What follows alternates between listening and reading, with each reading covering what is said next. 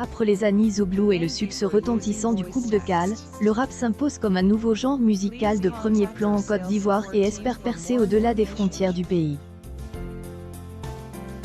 Au Palais de la Culture, l'une des plus grandes salles de spectacle d'Abidjan, une longue file de plusieurs centaines de personnes s'étire, des heures avant le début d'un concert très attendu. La star de la soirée s'appelle Didi B, le Booba ivoirien, selon ses fans qui sont venus nombreux. Le concert est à guichet ferme. Il a place la barreau. Il y a beaucoup de monde dehors, il ne reste plus aucun ticket en vente, je pense que c'est le concert de la nuit, décrit Becca, une fan d'une vingtaine d'années, impatiente de rencontrer son idole. Dans la queue, les jeunes entonnant ses droits d'auteur hurlèrent de En nous, le dernier single du rappeur. Sorti quelques jours auparavant, le morceau cumule déjà plusieurs millions d'écoutes sur les plateformes de streaming. Jusqu'à la fin des années 2010, le Coupe de Cale prédominait largement le paysage musical en Côte d'Ivoire. Mais depuis la disparition dans un accident en 2019 de la star DJ Arafa, le rap gagne progressivement les cœurs. Il y avait un gros vide à combler. Les petits du rap ivoire ont pris la place qui était vacante. Analyse Shkoutol, précide du label Coast to Coast qui produit Didi B.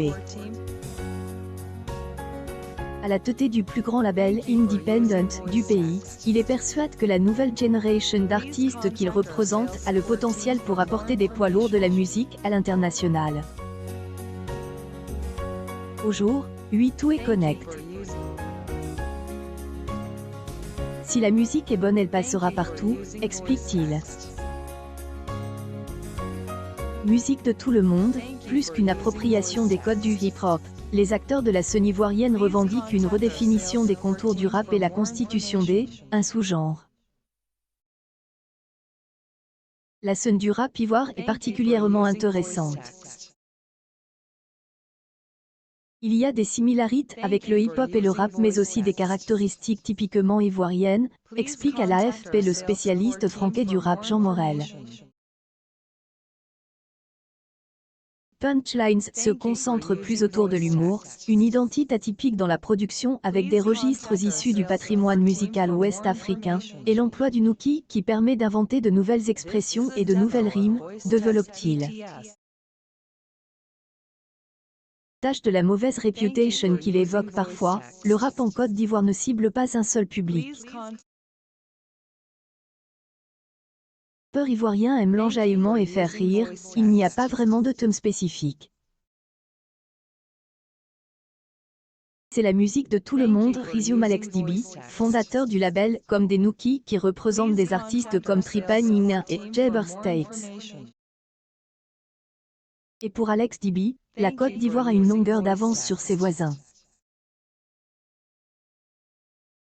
Ne pense pas que la jeunesse des autres pays de Afrique de l'Ouest soit investie dans le rap comme en Côte d'Ivoire, affirme-t-il. Ici beaucoup de jeunes font du rap, et toute une industrie se développe autour des clique ailleurs, et le milieu n'est pas exclusivement masculin. Depuis un studio du quartier de Cocody, Andy S, rappeuse suivie par des centaines de milliers de personnes sur les réseaux sociaux affine ses rimes et Sunflow pour s'exporter hors d'Abidjan. Avec ses textes teintés, ego trip, et ses instrumentales sombres inspirées de la drill, un sous-genre du rap né dans les ghettos de Chicago, celle qui se décrit comme la numéro 1 du rap en Côte d'Ivoire espère séduire au-delà de son pays. Je ne veux ni qu'on dise que je fais du rap ivoire, ni que je fais du rap féminin, est trop précis, je ne veux être dans aucune case, se dit Fendel. Dans son viseur, la France et Paris où elle assure avoir des opportunités. Objectif de revenir plus tard au pays. Avec des artistes Nigerians, dont la carrière prend une autre dimension une fois qu'ils ont percé à Londres. Parfois il faut un déclic ailleurs pour que les gens voient que tu as de la valeur, conclut-elle. Abidjan est en train de devenir un centre musical mondial, cette ville donne le ton à pas mal de choses. Un pont qui s'écrit entre Paris et Abidjan un peu à la manière de celui entre Londres et Lagos, conclut Jean Morel.